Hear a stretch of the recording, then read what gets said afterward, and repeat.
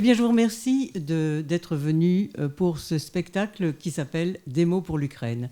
Alors, Des mots pour l'Ukraine, on l'a créé il y a à peu près, je dirais, 1 an et demi. Bon, pas tellement parce que il y a la guerre en Ukraine, oui, bien sûr, aussi, mais surtout parce que ça fait très longtemps que j'ai envie de faire connaître la littérature ukrainienne. Une littérature ukrainienne que l'on connaît maintenant beaucoup mieux, parce que à cause ou grâce à la guerre en Ukraine, beaucoup de livres sont sortis. Et donc on connaît maintenant des auteurs, on connaît du cinéma. Il y a un film en ce moment qui passe, un film d'aventure qui passe à Kinépolis, à Bruxelles, à Gand, à Anvers, mais pas à Mons. Je ne sais pas pourquoi, mais enfin, il faudra poser la question. Alors, c'est donc l'idée de vraiment rentrer dans la littérature ukrainienne, des auteurs anciens, des auteurs contemporains, parce qu'il y en a beaucoup. Il suffit de se rendre dans les librairies. Maintenant, on en trouve énormément. Et de vous faire découvrir aussi non seulement des auteurs, mais la musique ukrainienne, les chansons ukrainiennes et un instrument particulier qui est la bandoura, qui est un instrument exclusivement ukrainien et que vous allez entendre dans quelques instants. Alors, avant d'entamer ces textes, finalement, on en rajoute toujours parce que l'actualité est là. Et Oleg Sentsov est un auteur et un réalisateur aussi, qui a été emprisonné longtemps en Russie, qui est ukrainien. Il est sorti de prison pour aller combattre. Et en combattant, il a écrit ce petit message. C'était dur d'écrire sur tout ça. Hier, après un combat terrible. Difficile d'écrire aujourd'hui, déjà en sécurité. Il sera difficile d'écrire demain, quand tout se transformera en souvenirs et en cauchemars. Nous avons eu de la chance à plusieurs reprises ce jour-là. Mais tous ceux qui ont participé à cette opération n'ont pas eu de chance. Aujourd'hui, beaucoup de vidéos et de statistiques. Derrière chaque numéro, la vie de quelqu'un et l'univers détruit des proches. On va commencer ce récital avec du contemporain, résolument contemporain. C'est un texte, un petit poème de Oleg Kotsarev, Conversation pendant le ménage, que nous vous dirons en français et en ukrainien. Alors, il est né en 1981 à Kharkiv. Il habitait à Boutcha avant l'invasion russe. Il a écrit 8 recueils de poèmes et 2 livres de prose. Et il est aussi l'auteur d'une anthologie de poésie avant-gardiste ukrainienne en 2014. Alors, on va donc écouter avant ce texte nos musiciennes qui sont Olga Avriliak et Nadia Balech.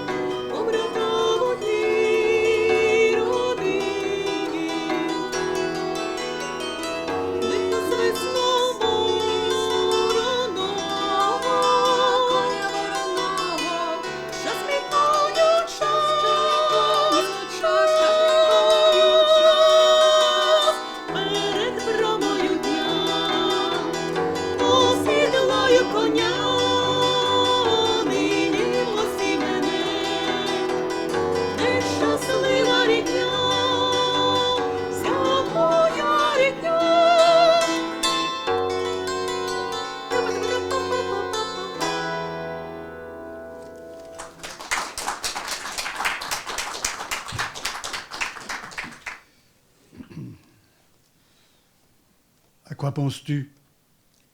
Froscho zadumawsia. Jaś poet, tożno ne pro jabłko pid de navom. Certainement pas à la pomme sous le canapé. Je suis poète tout de même. Tak te poet, i same tomu majesz dumate pro jabłko pid de vanom. Oui, tu es poète. Et c'est pourquoi tu dois penser à la pomme sous le canapé. C'était donc un texte de Oleg Kotsarev. On va continuer avec un autre texte que Roland va nous dire et qui s'intitule « Je me plonge dans tes prunelles » de Vassil Simonenko. Vassil Simonenko est né en 1935, il est mort en 1963 et il est originaire de la région de Poltava. Il fut l'un des premiers dans la poésie ukrainienne de l'après-guerre à évoquer sans compromission et sans réserve le destin tragique de l'Ukraine.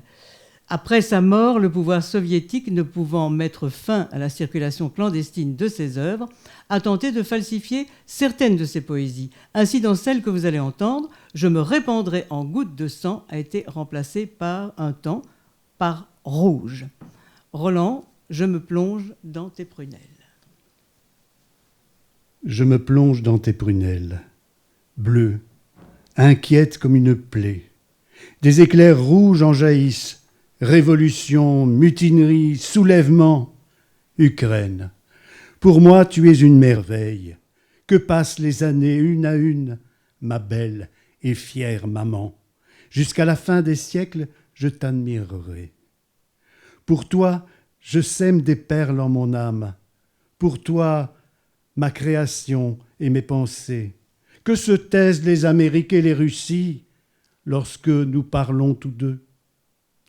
Disparaissez, mes ennemis sournois, amis.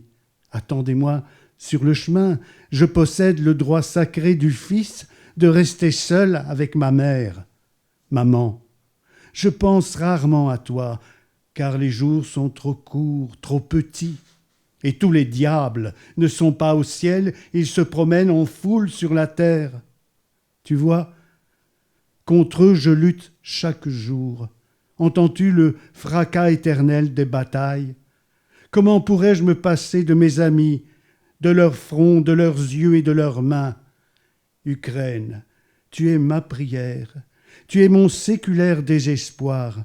Un cruel combat gronde au-dessus du monde à la défense de ta vie et de tes droits. Que flambent les nuages écarlates, que sifflent les affronts, peu m'importe. Je répandrai en gouttes de sang sur ton emblème sacré.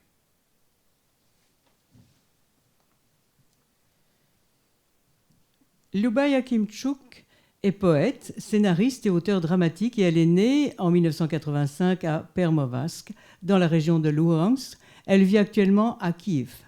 Son recueil « Apricots of Donbass », qui évoque la survie des gens en temps de guerre, a reçu aux États-Unis l'International Poetic Award de la Fondation Kovalev. La maison de ses parents est dans le Donbass occupé. Sa deuxième maison est à Kiev, où après avoir mis leur jeune fils en lieu sûr, elle revient avec son mari afin de combattre l'agression. Il n'y a pas de poésie sur la guerre, seule la décomposition. Aubeline Barbieux.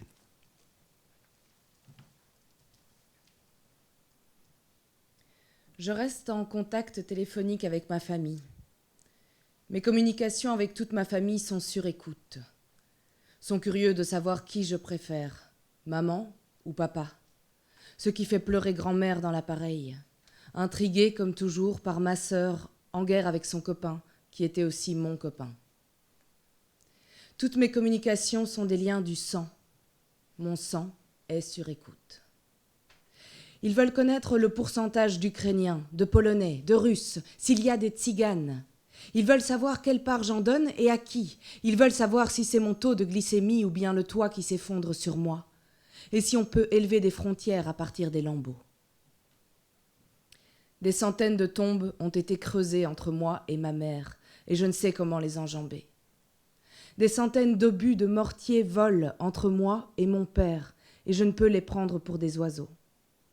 Les portes en fer d'un sous-sol coincé par une pelle me séparent de ma sœur. Un écran de prière pend entre moi et ma grand-mère, de minces murs soyeux étouffant les bruits et je n'entends rien. C'est si facile de rester en contact par téléphone, d'ajouter des minutes sur ma carte, nuit sans repos, Xanax. Ça doit être grisant d'écouter le sang de quelqu'un battre dans vos écouteurs, tandis que mon sang se transforme en balle. Bang!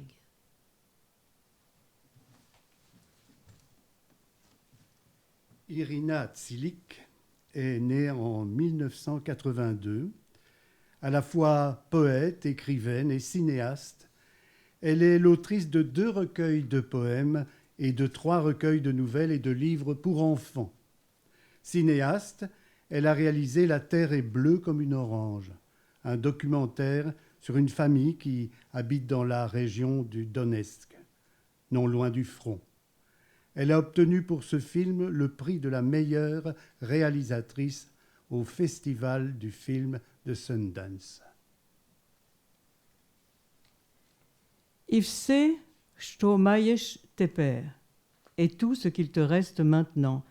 C'est une photo de famille, avec des trous à la place des visages et des pièces à conviction laissées sur le lieu du crime. Une paire de ciseaux, un bonbon sucé, l'empreinte d'une petite sandale.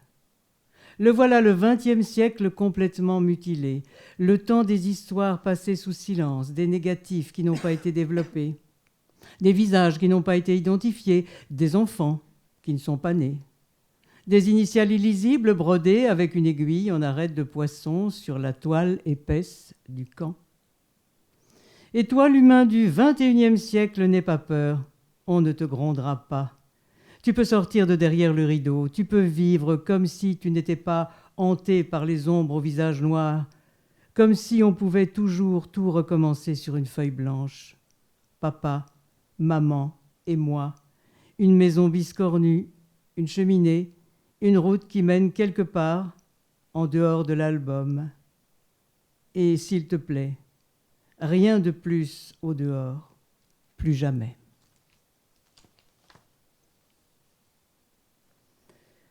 Pavlo Veshebaba a écrit également sur le front, donc quand il était au combat, quand toutes les mitraillettes se seront tues. C'est un musicien et un écologiste.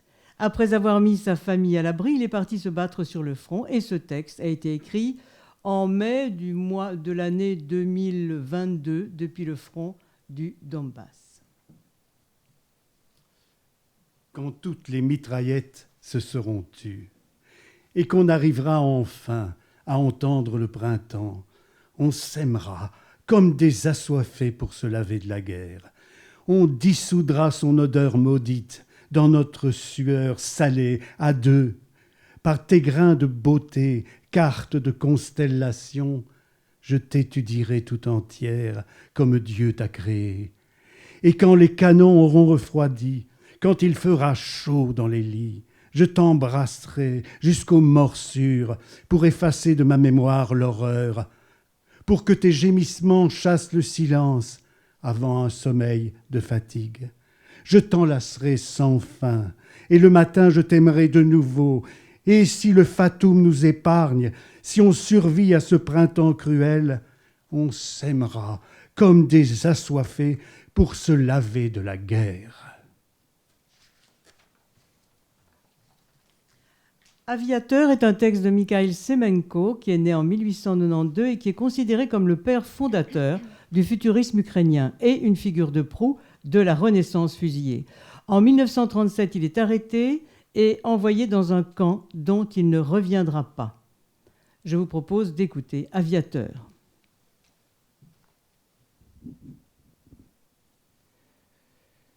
J'aime les sons cuivrés de l'orchestre. Je les entends au loin. Les clairons mugissent, les clarinettes parlent. La foule pétille. Le chapeau levé. Elle observe le pilote. Je regarde les demoiselles, les lèvres, les sourires ruissellent de joie. Les sourires de leurs yeux m'inquiètent, brouhaha. Ruissellement du rire, l'âme dans les cordes solaires. Opium et sang. Écume et caresse. Doucement, la foule. la foule, murmurante, insouciante. Être heureux comme la foule. Tout m'est égal.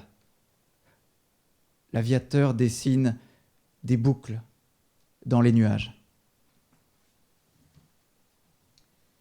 Il y a des auteurs anciens qui sont très connus en Ukraine et ailleurs aussi. Il y a bien sûr Taras Shevchenko, dont on lira un texte tout à l'heure, mais il y a certainement Lesia Ukrainka, qui est une très grande poétesse ukrainienne. Elle est née en 1871 et morte en 1913. Elle a beaucoup voyagé et connaissait de nombreuses langues européennes. Poétesse du courage et de la lutte pour la liberté nationale, voici « Je voudrais être une chanson ». Je voudrais être une chanson en ce doux instant de fortune, pour voler comme un papillon, comme le vent chassant la lune. Je volerai vers les étoiles, hanté de mélodies sonores, puis j'irai sur les flots sans voile, moduler de nouveaux accords. Et l'on verrait comme s'exhalent mes rêves et mes joies secrètes, plus lumineux que les étoiles, plus puissantes qu'une mer défaite.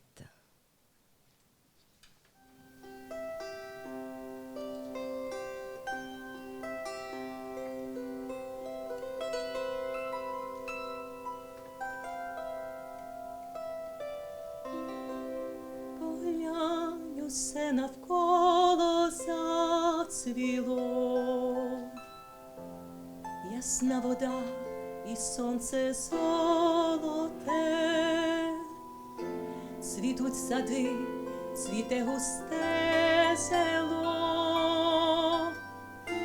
Чому ж любов так довго не цвіте, так довго?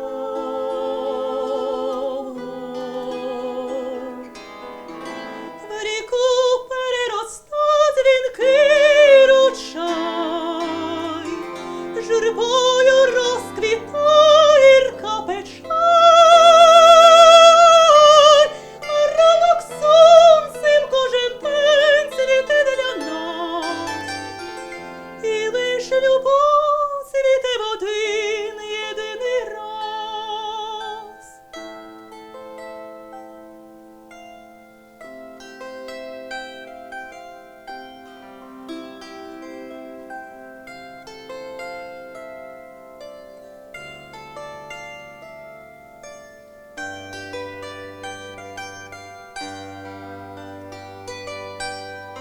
Стрімка ріка загубиться в морях, журбу розвіють радощі весни. Минеться все, але любов моя не зронить цвіту навіть восени, не зронить.